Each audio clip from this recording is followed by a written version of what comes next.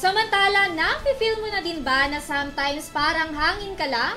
Yung tipong invisible ka sa paningin ng mga kaklase mo.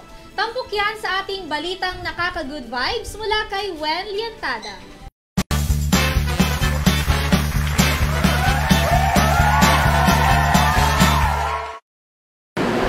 Kaway sa mga laging hindi pinipili at pinagtitripan ng mga kaklase nila dyan. Tiyak kasi na makaka-relate kayo sa hatid kong pang-good vibes. Lagi ka din bang last choice? O kung hindi man, pinagtitripan ka ng mga kaklase mo na ilagay ka sa isang sitwasyon na hindi ka komportable.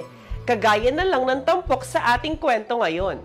Okay, start na ang groupings ha. Okay, counting. 1, 2, 3! Oh my, siya ulit. Pabigat lang yan sa grupo natin eh. Ma'am, pwede magsalo na lang? Ma'am, pwede po ba Grabe naman kayo, classmates sa sisi ko.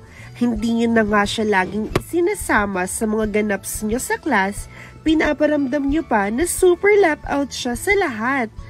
Grabe naman yun sis, bigyan nyo naman ng chance si Ateng na i-prove niya ang self niya sa inyo.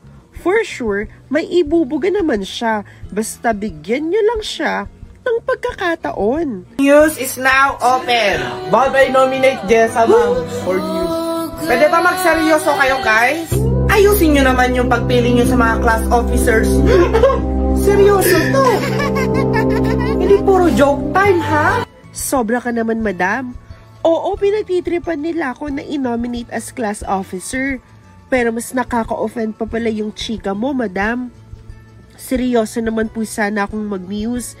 Di lang naman about yan sa pretty face. Kayang-kaya ng confidence ko yan ma'am. Pero baka wag na lang kasi wala naman kayong believe sa beauty ko. Ako ginaganyan.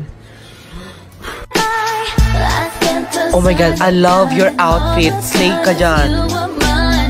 Pang TikTok fashion kami. Slay! Miss Jessa, what are you doing? You're doing too much. You're being too extra. Go back to your... Go girl! Ipakita mo kung sino ka. Huwag kang papatalo sa mga sinasabi ng mga kaklase mo. At taong wala namang ambag sa life mo. Ganyan nga sis. Slay girl, keep in mind na uniquely beautiful ka. Saka wala namang pangit sa mundo, no? Kaya ikaw ma'am, kahit pa sabihin mong too much pa ako, okay lang kasi I was born to slay this world. Kaya madam, wala ka ng choice. I nominate myself na maging muse. Period.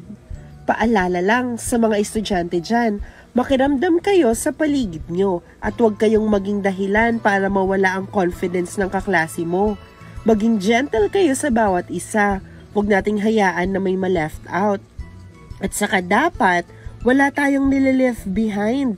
Dapat lahat tayo sabay-sabay na aabutin ang ating mga pangarap. Kaya kayong mga girls, huwag na kayong mag-inarte sa kakapili ng groupmates nyo. Kung sino ang available at andyan, go mo na yan sis. At sa mga boys naman, huwag na kayong mangtitrip na inominate ang kaklase nyo as class officers kung di nyo naman siseryosohin at rerespetuhin. Panatiliin natin ang peace and order ng classroom kasi matagal-tagal pa kayong magsasama-sama. At iyan ang mga balitang maghahatid sa iyo ng labis na kasiyahan. Kaya ichika mo na din sa amin, Besh, ang mga feel-goods na kwento mo. E-message lang sa aming official FB account, EuroTV News. Ako si Wen Liantada.